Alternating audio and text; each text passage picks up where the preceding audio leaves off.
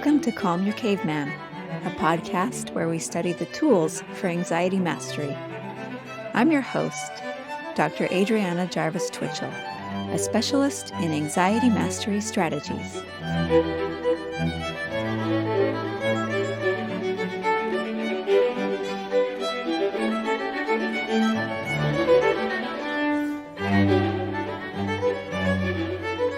Hello again, everyone. Good to have you with me again today. We're going to talk today about an anxiety management strategy which focuses on your situation. We're still focusing on situation modifying strategies. And this one is one that I call breaking the high alert habit. I borrowed this term from a book by Alan Gordon, which is called The Way Out, which focuses on helping people to cure chronic pain. But it has some things which overlap quite a bit with anxiety management. And this concept in particular, breaking the high alert habit, is one which is really pertinent for us learning to manage our anxiety. Gordon talks about how for many of us, living in a constant state of high alert has become the new normal. And he cites the Gallup 2019 Global Emotions Report, which is a survey based on 151,000 interviews on positive and negative emotions conducted in 143 countries. When asked, did you experience stress during a lot of the day yesterday? Worldwide, 35% of people said yes.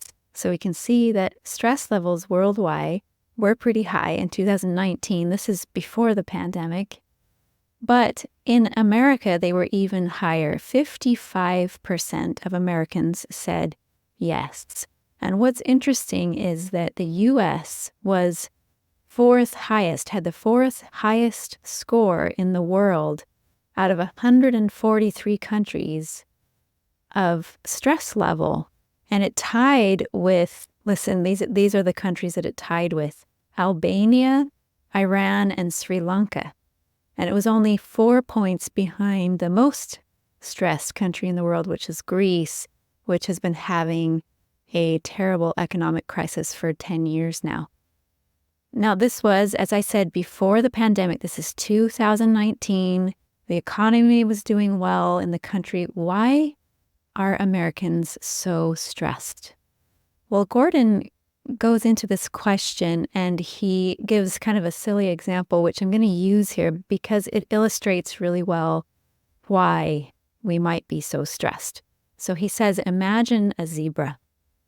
The zebra's life, most of the time, he is on low alert. Most of the time, he is grazing and mingling with his herd and enjoying the sun and just having a normal zebra life. But every once in a while, when he spots a lion, he's on high alert, and his brain triggers a release of hormones that help him to run fast, give him a boost of energy, make his heart pump faster, give him this fight or flight response. And he's not a fighter, so of course he's going to flee from the lion, and this extra boost of energy allows him to be able to run fast enough to get away from the lion.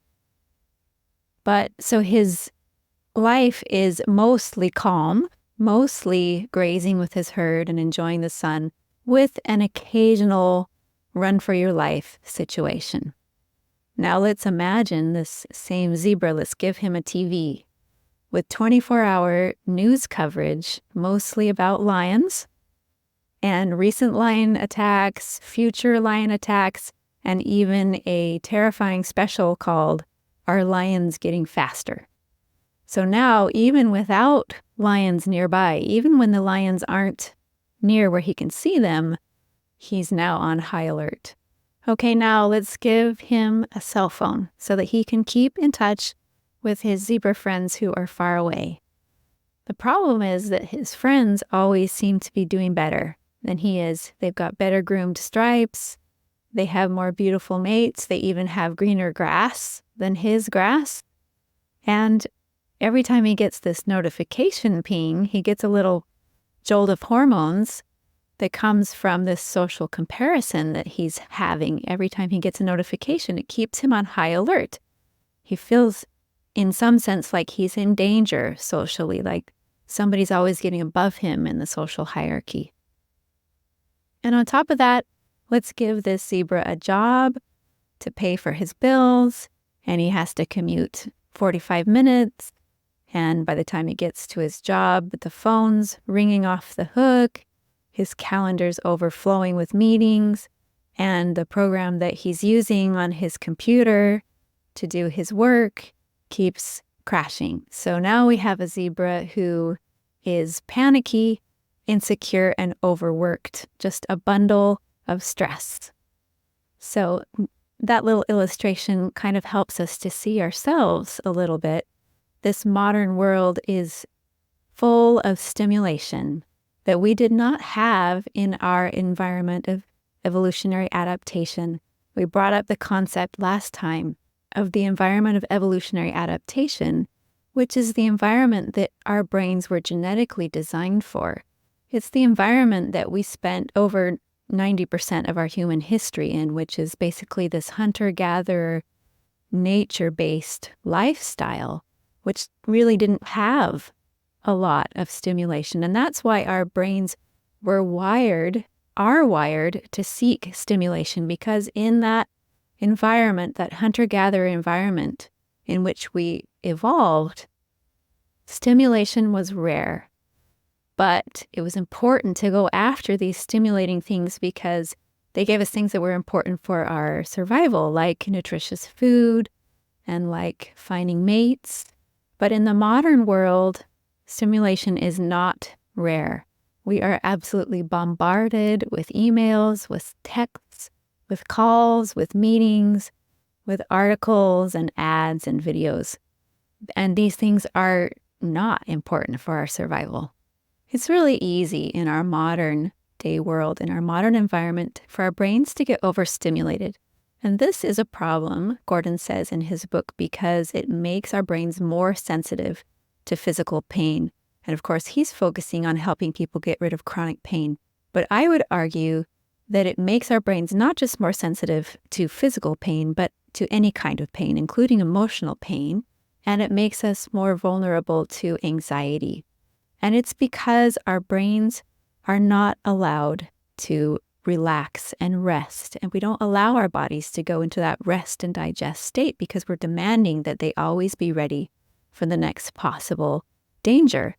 And remember, a couple of episodes ago, we talked about the definition of stress from Richard Lazarus, where he says that it's a relationship between a person and their situation where the person appraises the situation as either going to tax or exceed their resources. And we talked about how there's kind of two main directions that stress appraisals can go. Our brain can either decide that our resources are up to the demands of the situation, in which case our brains will produce a challenge response, which motivate us to approach the stressor, which give us a feeling of pride and excitement and help us to rise to the occasion with our bodily resources to be able to meet the stressor and facilitate our cognitive performance. And also, this type of challenge response, when the stress has passed, the stress response doesn't linger. We recover quickly back to baseline. However, the other direction that our stress appraisals can go is threat. And that's when our brain decides that our resources are not up to the demands, that the demands are too much for our resources, and then it produces a threat response which motivates us to avoid or defend ourselves from the stressor, which debilitates our cognitive performance, makes it harder for us to think our way through the problems. And another problem is that the stress response, this type of stress response, tends to linger even after the stressor is over. And so we end up having elevated levels of stress hormones for a long time, which is where it becomes a problem for health. So if we're always on high alert, we're basically making our brain feel like the demands in our environment and in our life are ever present and relentless. And so they're going to seem larger to our brains. It's going to be harder for us to appraise them as surmountable. And the other aspect of it is that since we're not allowing ourselves times to rest and unplug and rejuvenate, then our resources get depleted. We get overspent. And then it will be harder for our brains to feel like our resources are up to the demands when stressors come by. So it can really augment our sense of the demands and make it a lot harder for us to formulate challenge appraisals. We're much more likely to formulate threat appraisals, which is where we end up with anxiety. So that's the importance of breaking this high alert habit. That's how it will affect your anxiety from the perspective of these appraisal theory-based models that help us to understand challenge response and threat response and how each one is formulated. When we're constantly in that high alert state, it is much harder for us to formulate challenge appraisals, and we're more likely to go into those anxiety threat-related appraisals. So it's important to recognize different activities and behaviors that we're engaging in that are unnecessarily putting our brains on high alert and to do them less. Now, I'm going to say it. You know it's coming. We've all been hearing it. Your cell phone. Your cell phone is one source of this high alert stimulus. Dr. David Greenfield, who's a professor of clinical psychiatry at the University of Connecticut School of Medicine, talks about studies that show that our cortisol levels are elevated when our phones are in sight or nearby, or when we hear them, or even when we think we hear them. And now cortisol is a stress hormone that can be especially harmful to our health if it is too elevated for too long. So it's a hormone that we want to reduce when possible. So Dr. Greenfield talks about how these elevated cortisol levels that we feel when our phones are nearby is a stress response from our bodies, and it feels unpleasant. And our natural response, bodily response, is that we want to go check the phone to make that stress go away. Now, it may make the stress go away, but it also may make it worse, because once you check your phone, you might find something else stressful waiting for you there, some email from work or some social media post that makes you feel insecure. And this leads to another spike in your cortisol and another craving to check your phone again to make the anxiety go away, and it creates a cycle. And when you continuously reinforce that cycle, then you can end up with these elevated cortisol levels, which is a problem for our health. So what can we do about our phones? Well, one suggestion is that you can get rid of some of your apps, that you can turn off the notifications from some of them. Now, what I did, I'm offering this just as a suggestion because it helped me a lot. It's not the only way to deal with this. It's just one idea of how you can do it.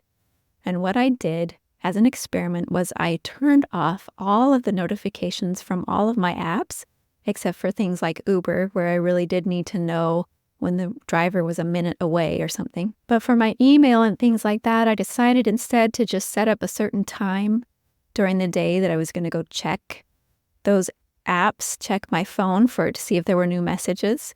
So I don't receive the notifications in real time, but I have established times that I go check the notifications. I also turned off my texting notifications except for those from my family. So I decided I wanted to be able to get my family's messages in real time. For whatever reason that they were messaging me, I wanted to know right away. But for everybody else, they could wait until those pre-decided times that I was going to go check my phone to see if someone had texted me. And in addition, I took all of the social media apps off my phone so that I have to go on a web browser in order to check them. And this just makes it one more step harder to check the social media. And so I end up doing it less. And the final thing that I did was that I decided to put my phone in black and white. This was a suggestion from one of my sons who tried it I didn't initially think that it would make a big difference on my relationship with my phone. But when I did it, I realized that all of a sudden my phone was a lot less attractive and exciting, and I didn't feel this constant urge to go check it. Let me tell you, social media is much less interesting in black and white than it is in color. And so it's just one more way to turn down the stimulation. I don't feel that constant urge, that constant attraction to my phone when it's in black and white. The final thing that I decided to do, I decided to stop watching the news. Now, for some people, this feels like a bad choice because they feel that it's really important to keep up with things in the world. I can respect that decision, but I felt that for me, I needed to experiment with this. And what I found is that when there's something important that happens, I end up hearing about it from other people around me. So the most important news items, I end up getting those through the people around me, but I don't have to go out seeking for it myself and watching news. And this is really helpful to me because I don't fill my brain with all of the most violent, the most distressing news happening in the world. And so my attention is not as caught up with threatening information, and I can focus more on things that give me a sense of safety and security. So that's just a personal choice. Take it or leave it, but be aware of the influence that watching the news has on your sense of the demands in the world, the threats that are out there, and how much that occupies your attention. Another thing that you can do is to set aside hours where you decide that you're going to unplug, where you're going to do a sort of digital fast. Maybe it can be a 24-hour Sabbath from digital devices. This can help rebalance your body's chemistry and hormones and just kind of regain that sense of control. But even just leaving your phone behind you when you go to lunch, for example, is a step in the right direction. To have some moments when you don't have this cortisol triggering cell phone near you. I just want to end now by playing you a song that I got special permission to use. It's from a book by Sandra Boynton called Philadelphia Chickens. It's an imaginary Broadway musical that she composed, and she made a book and a CD, and this particular song is called Busy, Busy, Busy. And I just, bear with me, listen to it. I think that it will help you to see our own American habit of addiction to busyness in a different light.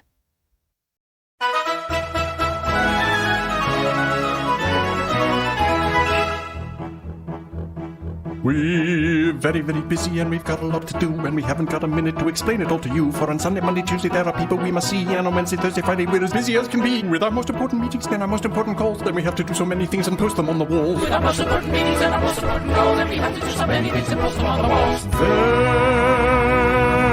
Then we have to hurry to the south, and then we hurry north, and we're talking every minute as we hurry back and forth, and we have to hurry to the east, and then we hurry west, and we're talking every minute, and we don't have time to rest, and we have to do it faster or it never will be done, and we have no time for listening or anything that's fun. We have to do it faster or it never will be done, and we have no time for listening or anything that's fun.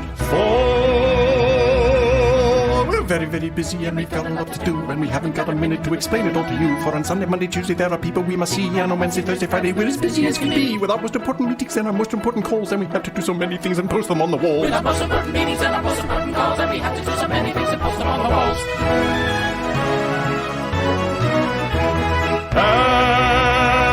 And Next. we have to hurry to the left, and then we hurry right, and we're talking every minute as we hurry day and night, and we have to have our lunches that we don't have time to chew, and we have to order many things in grey and navy blue, but we think supplies are limited. Restrictions may apply, so we'll call the operators who are surely standing by. We're very, very busy and we've got a lot to do, and we haven't got a minute to explain it all to you. For on Sunday, Monday, Tuesday there are people we must see, and on Wednesday, Thursday, Friday we're as busy as can be. With our most important meetings and our most important calls, and we have to do so many things and post them on the walls. With our most important meetings and our most important calls, and we have to do so many things and post them on the walls. No, we have to hurry far away, and then and we hurry near, and we have to hurry everywhere, and be both there and here, and we have to send out messages by email, phone, and fax, and we're talking every minute, and we really can't relax. And we think there is a reason to be running neck and neck, and it must be quite important, but we don't have time to check. Yes, we think there is a reason to be running neck and neck, and it must be quite important, but we don't have time to check. Yes, we think there is a reason to be running neck and neck, and it must be quite important. And if not, well, what the heck?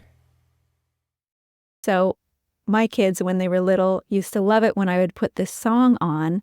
They would run around as fast as they could around the room, running and laughing because of the ridiculousness of running for no reason. And we don't always recognize how silly it is that in our culture we have this addiction to running and hurrying and a hectic lifestyle. And I just want you to think about your reason for maintaining your hectic lifestyle, and also think about the compelling reasons for reducing the hurriedness and reducing that high alert state that you live in, and how that might affect your anxiety. Again, this is a situation modifying strategy, so it is indirect. It's not a direct hit on your appraisal, but it can make it a lot easier for you to generate challenge appraisals rather than threat appraisals because of the way that it can support your own body's ability to rest, to rejuvenate, to heal, and it can help us to feel that our resources are more robust, and it can help our brains to feel like the demands in our situation are not as crushing, they're not as relentless. So I just want to give you that thought this week for you to think about, and think about different ways that you might be able to reduce sources of stimulation in your environment to be able to help your brain come down off that high alert state and have some times to rest. So that's what I want to leave you with today. Thanks for listening, and see you next time. Thanks for joining me today. If you feel like you'd benefit from individual anxiety coaching, you can look me up on my website, calmyourcaveman.com. If you'd like to support this podcast, you can do that by subscribing to Calm Your Caveman on YouTube and also on your favorite podcast platform. And if you want to help other people find this podcast, leaving a good review on Apple Podcasts or Spotify really helps. Thanks, and see you next time.